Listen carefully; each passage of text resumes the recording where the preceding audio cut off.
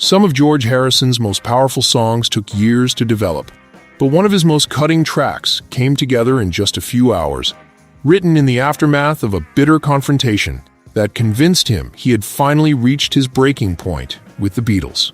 The song was Wah Wah, written during the troubled Let It Be sessions in 1969. It was not simply another Harrison composition.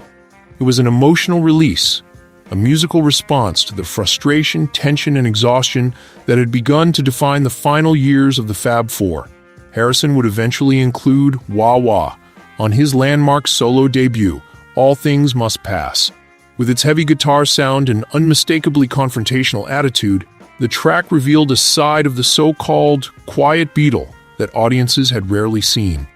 By the end of the 1960s, the unity that had once made the Beatles extraordinary was beginning to disappear. The group had survived enormous fame, relentless recording schedules, creative disagreements, and years of pressure. But during the sessions that became Let It Be, the tension became increasingly difficult to hide. Harrison, meanwhile, had another source of frustration. His songwriting had matured dramatically, yet he still struggled to get his compositions the attention he believed they deserved. Lennon and McCartney remained the dominant creative forces within the band, leaving Harrison with a growing collection of songs that often had little room on Beatles albums. Then came the Let It Be sessions. Harrison later explained in his autobiography, I Me Mine, that Wah Wah was written during what he described as the Let It Be fiasco. After the exhausting sessions for the White Album, the Beatles had taken a break before returning to work. But instead of finding a happier and more relaxed atmosphere, Harrison felt they had simply returned to the same old problems. There were arguments, there was pressure, and this time there were cameras recording it all. During one particularly tense exchange with Paul McCartney, Harrison found himself struggling to tolerate the situation. I couldn't stand it, he later recalled. Eventually, Harrison made a dramatic decision. He walked out. For a member of the most famous band in the world, it was an extraordinary moment. But for Harrison, it apparently felt like the only way to escape an environment that had become emotionally exhausting. He went home, and then he wrote a song about more than a headache. The title Wah Wah might sound playful, but its meaning was anything but light. Harrison used the phrase as a metaphor for the constant irritation and pressure surrounding him. He even connected the title to the guitar effects pedal that produced the famous wah wah sound. But the song carried a deeper message. Harrison was turning everything that had frustrated him about the Beatles into music. The bitterness was particularly striking because Harrison had traditionally been viewed as the quiet, spiritual, and less confrontational member of the group. Yet Wah Wah was anything but restrained. It sounded angry, it sounded liberated, and perhaps most importantly, it sounded like someone who had finally stopped asking for permission. The tension inside the Beatles had already pushed Ringo Starr to walk away from the band during the White Album sessions.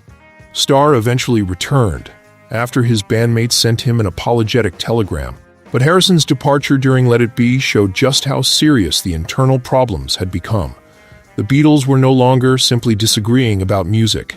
They were struggling with one another. What am I doing here? Harrison later described the Let It Be sessions as an incredibly difficult period. The idea behind the project had been relatively simple. The Beatles would return to playing together, performing live, and recapturing some of the spontaneity of their early years. Instead, the sessions became another source of tension. Harrison particularly struggled with McCartney's approach to recording. In his view, McCartney often already knew how he wanted his songs to sound, and expected the others to wait until he was ready for them to contribute. For Harrison, that created an increasingly painful question. What was he actually doing there? As he later recalled in Anthology, being filmed while arguing with his bandmates only made everything worse. The cameras transformed private disagreements into something permanent, leaving the musicians unable to escape the pressure. Harrison admitted that he could be relatively happy on his own. If being in the Beatles was making him unhappy, he began to wonder why he should continue. That realization became the emotional foundation of Wah Wah.